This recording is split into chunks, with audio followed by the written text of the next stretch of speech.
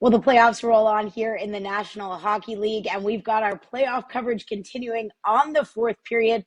With me today to preview the Eastern Conference Final, we have Aaron Ward and Dave Pagnotta. Guys, it's going to be an exciting one. This is the rematch of 2023 when Florida swept Carolina. Now, Florida played Game 7 on Sunday. Carolina's been sitting back and resting since Thursday. What do you guys expect from this series with these two teams? Well, I think there's storylines abound that, Roddy Brind'Amour once played for Paul Maurice. They're very familiar with each other. This is an old Southeast Division matchup from years back when I played. So I think the familiarity creates a unique storyline to this. I mean, you got Florida, who gave up less than one goal to Toronto, 3 out of their 4 wins. They're first in the National Hockey League in the playoffs in goals for. And then you got a Carolina team that, finishing out round 2, still has the best goals against average among all teams, including the ones that were eliminated in round 1, only tied with Montreal. So you're looking at a team that can put up goals in Florida and still defend, because clearly they have Bobrovsky back there. But the question now is, what does Carolina learn from having played Florida so many times, having the playoff experience of past, looking at a team in Florida that had gone to the Stanley Cup Finals? So there should be a body of work that they can draw from last year to start picking them apart and finding, I don't know if I call them weaknesses, but it's funny that we're going to sit down here, look at Florida and Carolina, and try and handicap 2 really good teams who are about to have a great matchup in the playoffs. This is going to be a hard-fought one, no question. The physicality that both of these teams bring, the defensive awareness that they bring, 2 good goaltenders. Ward, like you said, Freddie Anderson has been fantastic in his time in net for the Hurricanes in these playoffs. Bobrovsky woke up later on, especially in the round 2 against Toronto. They both bring, again, that physical defensive element to a game.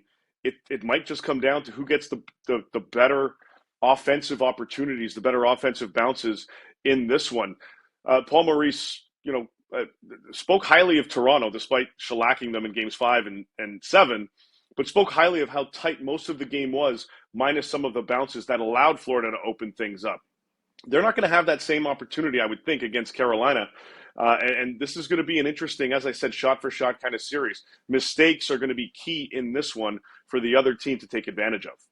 I think mistakes is a key one. You talk about discipline, right? So Carolina's 28.1% on the power play. It's a pretty good clip right now for the playoffs. It's second among the remaining teams. They're already high up there in ranking. So the approach and the style in which the game is played, it's refereed. I think there'll be an influence on the outcome of this series. It's going to be fun to watch because it's a level of familiarity that both teams are probably just hating. Florida knows they have the pedigree to win it. Carolina is probably one of the most obnoxious teams to play against because they continually lob pucks, make you play in your defensive end. They make you battle one-on-one. The style in which they play, it really runs you down. If you're picking an X factor, one guy to step up and be a big difference maker in this series, who are you going with?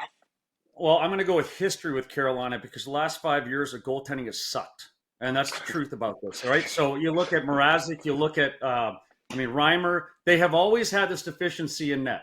And where it's different this year is Freddie Anderson has shown himself capable. But the scary factor for me is sometimes Freddie has a tendency to not show up when he's not feeling his utmost greatest, the best, I don't know, perfect. I don't know how to term it. So the matchup in net is Bobrovsky v. Anderson. And Anderson has to rise to the occasion on a level that we hope that he can if you're looking at a Carolina perspective of an outcome that will be in their favor. Bobrovsky just goes back. You talk about what Marchand said yesterday in his clip about Florida's built on moments, and they're never overwhelmed. That's kind of a key for Bobrovsky. He never seems to be back there. He's unflappable and never nervous in how he plays. So that's a key factor in where the matchup for Carolina will fall if they win this. It'll be Freddie Anderson showing up.